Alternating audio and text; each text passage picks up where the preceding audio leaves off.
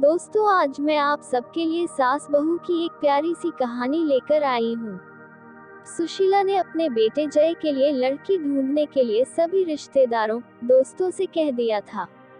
उसे एक बहुत अच्छी लड़की की तलाश थी। वह अपने पति राघव से इसी बात की चर्चा करती कि जब दुल्हन इस घर में आएगी तो घर कितना खुशहाल हो जाएगा। चांद का टुकड़ा लाऊंगी अपने राजकुमार के लिए। जय से भी बार बार पूछती कि तुझे कैसी लड़की चाहिए, पर जय हंसकर टाल देता था।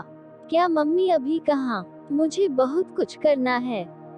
उम्मीद नहीं थी कि जय फोन पर अपनी पसंद की लड़की को चुनकर उसके सामने रिश्ते का प्रस्ताव ले आएगा। सुशीला के लिए ये एक बहुत बड़ा धक्का था। शाम को 2 कप चाय के साथ सुशीला अपने पति के पास बालकनी में बैठ गई। राघव ने पूछा, क्या हुआ सुशीला, आज चीनी डालना भूल गई चाय में? अच्छा। सुशीला का ध्यान विचारों से हटकर चाय की तरफ गया। मैंने ध्यान ही नहीं दिया, अभी लाती हूँ। सुशीला चाय के लिए चीनी लेकर आई और चम्मच से कप में घुमाकर मिलाती जा रही थी। पता नहीं कैसी होगी जय की पसंद, हमसे घुलेगी मिलेगी कि नहीं। मन ही मन उधेड़ बुन में लगी थी। राघव ने कहा, बड़ी चुप चुप हो, क्या बात है? नहीं, ऐसा कुछ नहीं है। आज सुबह जय का फोन आया था। उसने बताया कि माँ, आपको लड़की देखने की जरूरत नहीं है, मैंने लड़की पसंद कर ली है।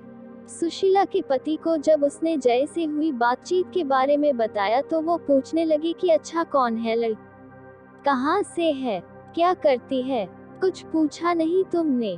सुशीला ने जवाब दिया, नहीं, मैंने सोचा मिलकर बात करेंगे, कल आ रहा है। अगले दिन जय की पसंद का नाश्ता और खाना बनाकर फुर्सत से जैसे ही बैठी तभी जय आ पहुंचा। आते ही मम्मा मम्मा करता हुआ गले से लिपट गया। क्या बात है, आज बड़ा खुश है, सुशीला ने बोला। इस पर वो कहने लगा कि मैंने आपको माही के बारे में कल बताया था ना, ये देखिए, यह उसकी फोटो। कुछ घबराए नजरों से फोटो को देखने लगी। लड़की अच्छी थी, वैसे भी ना कहने का तो सवाल ही नहीं उठता था। जय की पसंद जो थी, पर अपने लिए अपनी तरह से रिश्तेदारों में जान पहचान की लड़की देखने की उसकी इच्छा हमेशा रही थी। राघव ने सुशीला को इस बात के लिए पहले ही समझा दिया था कि जय को ही जिंदगी बितानी है, जय की पसंद ही माननी चाहिए। एक तरह से सुशीला भी अपने मन को समझा चुकी थी और अपने बेटे की खुशी में खुश रहना चाहती थी। कैसी है मम्मा?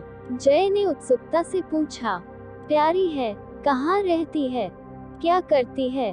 सुशीला ने जवाब देते हुए उससे कई सवाल कर डाले। माँ, मेरी कंपनी के पास एक कंपनी है, उसमें जॉब करती है। उसके घर में उसके मम्मी पापा और एक छोटा भाई है। आपसे मिलवाना चाहता हूँ। नहीं बेटा, तुमने पसंद कर ली तो हमने पसंद कर ली। उसके पापा ने कहा उसके मम्मी पापा बात कर ले, फिर इस रिश्ते को आगे बढ़ाएंगे।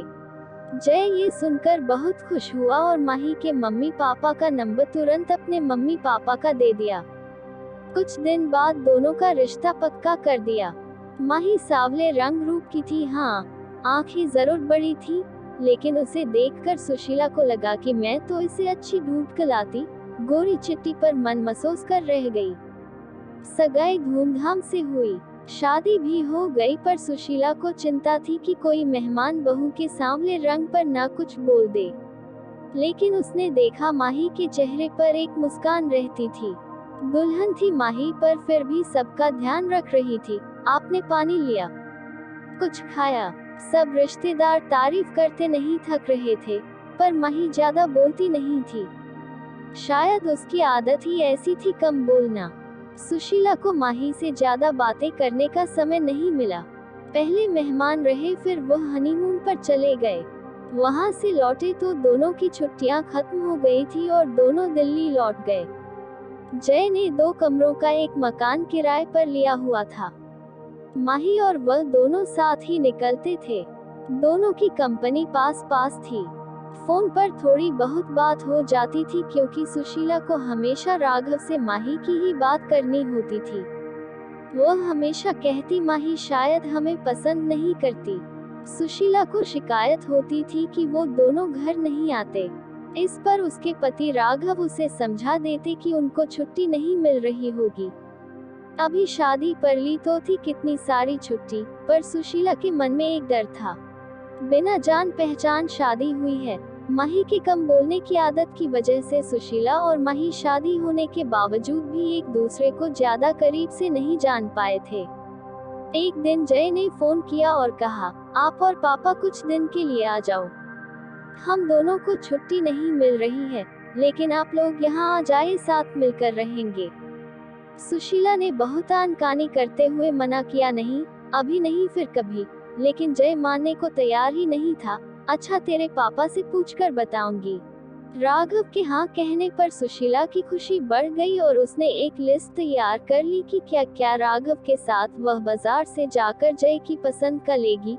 माही की भी खाने पीने की पसंद उसे पता चल चुकी थी, इसलिए उसने लड्डू, पंजीरी और घर का भी काफी सामान बना लिया था और बाजार से भी उनके लिए शर्ट और सूट खरीद लाई थी।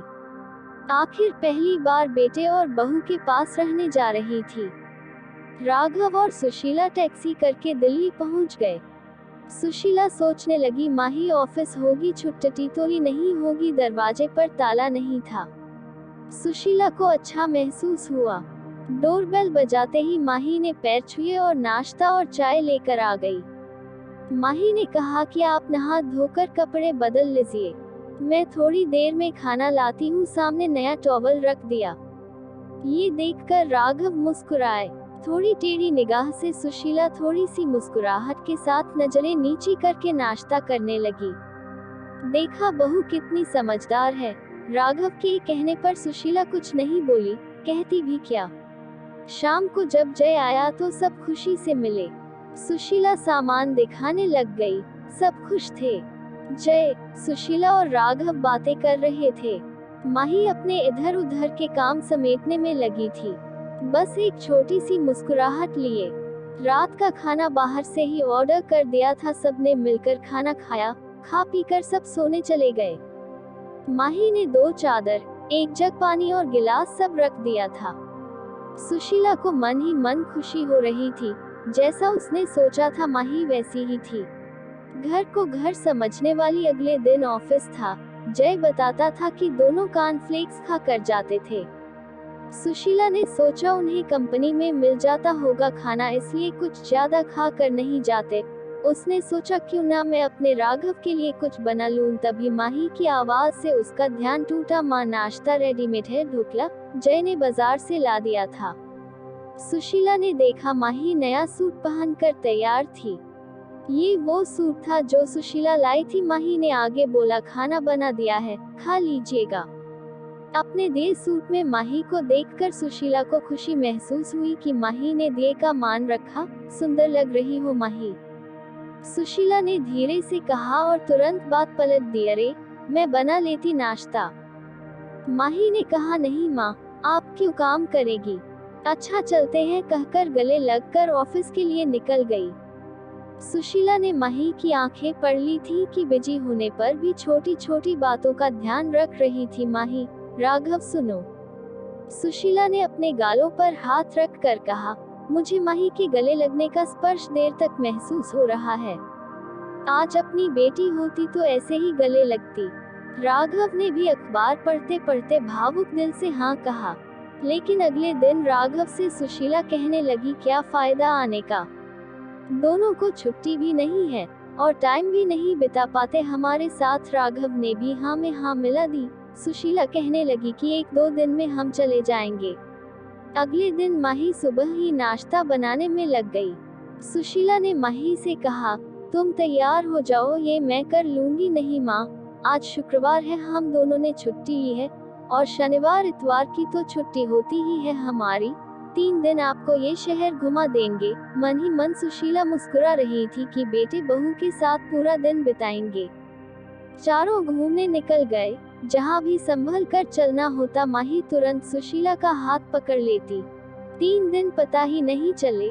अगले दिन सुशीला सुबह ही उठकर रसोई में आ गई। माही तुरंत बोली, मम्मी जी कुछ चाहिए। नहीं, सुशीला ने कहा, मैं तो इसलिए चली आई कि दोनों मिलकर काम करेंगे, सब काम जल्दी हो जाएगा। ये सुनकर माही मुस्कुरा दी। दोनों ने मिलकर नाश्ता बनाया और माही ऑफिस के लिए तैयार हो गई। जय और माही चले गए। सुशीला राघव से माही की तारीफ की जा रही थी और राघव मुस्कुरा रहे थे। तुम वही हो जो माही के लिए इतना डरी बैठी थी। सुशीला धीरे से मुस्कुरा दी। शाम को जय और माही ऑफिस से आए। खाना खाते समय राघव ने कहा, जय हम कल जाने की सोच रहे हैं। जय ने कहा, अभी तो कुछ और दिन, अभी तो खूब मन लग रहा है। आप अकेला तो महसूस नहीं कर रहे? नहीं जय बेटा, तुम्हारी मम्मी साथ है ना, तो दिन आराम से कट जाता है। कभी टीवी देख लेते हैं और कभी अखबार पढ़ लेते हैं, ऐसे में समय का पता नहीं चलता। जय ने कहा, तो फिर क्यों जाना है? खाना खाने के बाद बर्तन समेटकर माही कमरे में आकर बोली, मम्मी जी शाम को ऑफिस से आकर बहुत अकेलापन लगेगा। आप दोनों के आने से रौनक हो गई है। थोड़े दिन और रुक जाए, या मैं तो कहती हूँ कि आप हमारे साथ ही रहिए। वैसे भी अब पापा जी रिटायर हो गए हैं, कोई काम नहीं है। आप दोनों का ध्यान हम पास रहकर ज्यादा अच्छे से रख पाएंगे। जो माही बोलती नहीं थी वह आज बड़ी बड़ी बातें कर रही थी। राघव और सुशीला एक दूसरे को देखकर मुस्कुरा रहे थे। सुशीला ने माही के पास आकर उसका हाथ अपने हाथों में ले लिया और कहने लगी कि कितना ध्यान रखती हो तुम हम सबका। जय बड़ा किस्मत वाला है जो हमें इतनी अच्छी बहू मिली। इतनी अच्छी तो मैं भी ढूंढ नहीं पाती। ये सुनकर माही सुशीला के गले लग गई। माही बोली, मम्मी जी मैं भी किस्मत वाली हूँ जो ऐसा परिवार मिला। दोस्तों आपको ये कहानी कैसी लगी कमेंट करके बताना। चैनल को सब्सक्राइब नहीं करा तो चैनल को अभी सब्सक्राइब कर ले। चैनल पर हम रोज नई नई कहानियाँ लाते रहते हैं। फिर मिलते हैं एक और नई कहानी के साथ। धन्यवाद।